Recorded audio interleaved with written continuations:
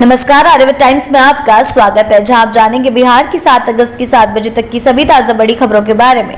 उससे पहले एक नजर सुर्खियों की ओर। 2 वोटर आईडी मामले में तेजस्वी यादव को फिर नोटिस, चुनाव आयोग ने मांगा जवाब। मोकामा से फिर चुनाव लड़ेंगे बाहुबली अनंत सिंह, पत्नी नीलम देवी इस बार मैदान से बाहर।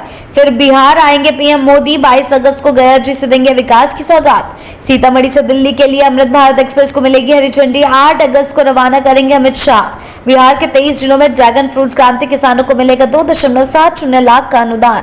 बढ़ते हैं खबरों की ओर विस्तार से। 2 वोटर आईडी मामले में तेजस्वी यादव को फिर नोटिस, चुनाव आयोग ने मांगा जवाब। जी हां, आरजेडी नेता और नेता प्रतिपक्ष तेजस्वी यादव को 2 वोटर आईडी रखने के मामले में चुनाव आयोग ने दोबारा नोटिस भेजा है। पहले नोटिस का जवाब न मिलने पर आयोग ने यह कदम उठाया है। दीघा विधानसभा क्षेत्र के निर्वाचक पदाधिकारी ने तेजस्वी से उनके दावे ड्राफ्ट वोटर लिस्ट में नाम नहीं होने पर भी स्पष्टीकरण मांगा है। बढ़ते हैं अगली खबर की ओर। बिहार के 23 जिलों में ड्रैगन फ्रूट क्रांति, किसानों को मिलेगा 2.70 लाख का अनुदान। जी हां, बिहार सरकार ने किसानों की आय बढ़ाने और खेती में विविधता लाने के लिए बड़ी पहल की है। अब 23 जिलों में ड्रैगन फ्रूट की खेती को बढ़ावा मिलेगा। इसके लिए 1.26 करोड़ की योजना मंजूर की गई है। किसानों के प्रति हेक्टेयर 2.70 लाख रुपए का अनुदान मिलेगा, जो 2 किस्तों में दिया जाएगा। चयन ऑनलाइन लॉटरी से होगा। बढ़ते हैं अगली खबर की ओर। सीतामढ़ी से दिल्ली के लिए अमृत भारत एक्सप्रेस को मिलेगी हरी झंडी, 8 अगस्त को रवाना करेंगे अमित शाह। जी हां, बिहार को एक शानदार तोहफा मिलने जा रहा है। सीतामढ़ी से दिल्ली के बीच चलने वाली नई अमृत भारत एक्सप्रेस ट्रेन का शेड्यूल जारी कर दिया गया है। केंद्रीय गृह मंत्री अमित शाह 8 अगस्त को इस ट्रेन को हरी झंडी दिखाकर रवाना करेंगे। जेडीयू सांसद संजय झा ने बताया कि यह ट्रेन बिहार वासियों के लिए बड़ी सौगात है। बढ़ते हैं अगली खबर की ओर। मोकामा से फिर चुनाव लड़ेंगे बाहुबली अनंत सिंह, पत्नी नीलम देवी इस बार मैदान से बाहर। जी हां, पटना की बेऊर जेल से रिहा होते ही चर्चित बाहुबली नेता अनंत सिंह ने मोकामा विधानसभा सीट से चुनाव लड़ने का ऐलान कर दिया है। उन्होंने स्पष्ट किया कि वे इस बार जेडीयू के टिकट पर मैदान में उतरेंगे। इस सीट से वर्तमान में उनकी पत्नी नीलम देवी विधायक है, लेकिन अब उनके चुनाव लड़ने की संभावना कम है। अनंत सिंह ने मुख्यमंत्री नीतीश कुमार की तारीफ करते हुए कहा कि वे उनका विकास कार्यों से प्रभावित है। बढ़ते हैं अगली खबर की ओर। फिर बिहार आएंगे पीएम मोदी, 22 अगस्त को गया जी से देंगे विकास की सौगात। जी हां, विधानसभा चुनाव से पहले प्रधानमंत्री नरेंद्र मोदी का एक और फिर बिहार दौरा तय हो गया है। पीएम 22 अगस्त को गया जी में जनसभा को संबोधित करेंगे, जहां वे राज्य को कई विकास परियोजनाओं की सौगात देंगे। कार्यक्रम में मुख्यमंत्री नीतीश कुमार भी मौजूद रहेंगे। बढ़ते हैं अगली खबर की ओर। बिहार में बदली परीक्षा की तस्वीर, आदर्श परीक्षा केंद्रों से अब इम्तिहान पारदर्शी और आसान। जी हां, बिहार में परीक्षा प्रणाली अब नए दौर में प्रवेश कर चुकी है। सीसीटीवी, बायोमेट्रिक रजिस्ट्रेशन और कंट्रोल रूम जैसी अत्याधुनिक सुविधाओं से लैस आदर्श परीक्षा केंद्रों की शुरुआत पारदर्शिता और सुरक्षा की ओर नई ऊंचाइयां दी है। बिहार बोर्ड की इस पहल से पटना, गया, दरभंगा समेत 12 शहरों में व्यवस्था सख्त और छात्र हितैषी हो गई है। बढ़ते हैं अगली खबर की ओर। बिहार के शिक्षकों के लिए खुशखबरी, म्यूचुअल ट्रांसफर के लिए पोर्टल आज खुला, 1 महीने तक मिलेगा मौका। जी हां, बिहार में शिक्षकों को लंबे समय से जिस पल का इंतजार था वह अब खत्म हुआ। पारस्परिक ट्रांसफर के लिए आवेदन प्रक्रिया शुरू हो गई है। शिक्षा मंत्री सुनील कुमार ने जानकारी दी कि ई शिक्षा पोर्टल 1 महीने तक खुला रहेगा, जिससे शिक्षकों को आवेदन करने के लिए भरपूर समय मिलेगा। अब शिक्षक बिना जल्दबाजी के अपने तबादले के लिए आवेदन कर सकते हैं।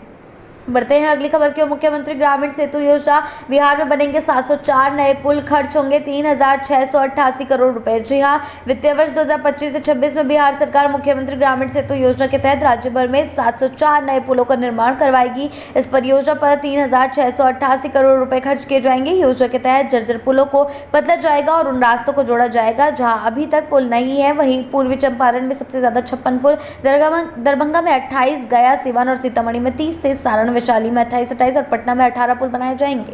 बढ़ते हैं अगली खबर की ओर। पटना को मिला नया तोहफा, बांस घाट पर बनेगा देश रत्न डॉक्टर राजेंद्र प्रसाद बिहार गौरव उद्यान। जी हां, मुख्यमंत्री नीतीश कुमार ने पटना के बांस घाट क्षेत्र में waste to wonder theme park का शिलान्यास किया है। करीब 14.98 करोड़ रुपए की लागत से बनने वाला वह पार्क भारत के प्रथम राष्ट्रपति डॉक्टर राजेंद्र प्रसाद की स्मृति में विकसित किया जाएगा। यह पार्क डॉक्टर प्रसाद के समाधि स्थल और जेपी गंगा पथ के बीच स्थित होगा।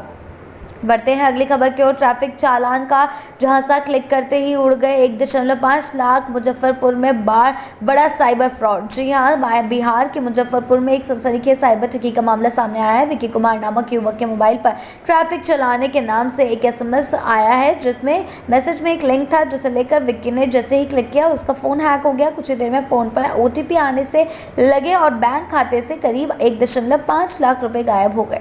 बढ़ते हैं अगली खबर की ओर। 65 लाख नाम हटाए, लेकिन वजह नहीं बताई। चुनाव आयोग पर राजद का हमला, चितरंजन गगन ने उठाए सवाल।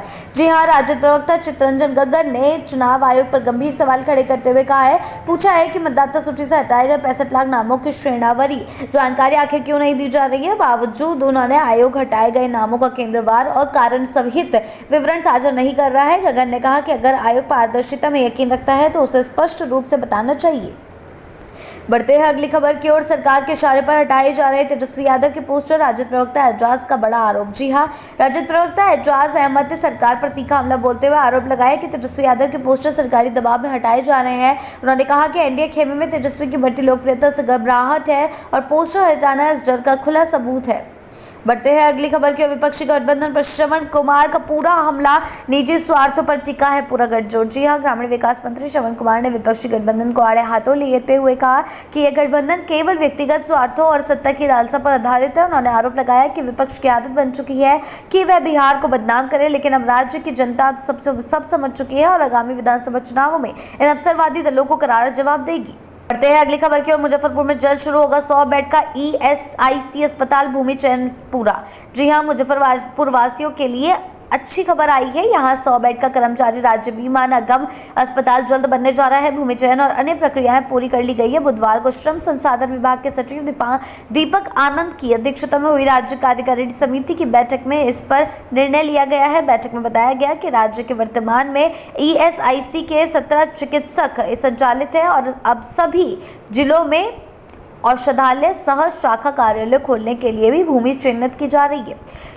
बढ़ते हैं अगली खबर की ओर। बिहार में शिक्षा विभाग का बड़ा फेरबदल, 21 अधिकारियों की हुई नई तैनाती। जी हां, बिहार शिक्षा विभाग ने बुधवार को बड़ा प्रशासनिक बदलाव करते हुए 21 अधिकारियों को प्रतिनियुक्ति पर नए जिलों में डीपीओ और पीओ पदों पर तैनात किया। ये सभी अधिकारी बिहार शिक्षा सेवा के प्रशासनिक उप संवर्ग से हैं। इस तबादले का आदेश शिक्षा विभाग के निदेशक मनोरंजन कुमार ने जारी किया है। बिहार की ऐसी ताज़ा बड़ी खबरों के लिए जुड़े रहे आर्यावर्त टाइम्स के साथ ही चैनल को सब्सक्राइब करना ना भूलें और हमारी फेसबुक और वेबसाइट के साथ भी जरूर जुड़ें।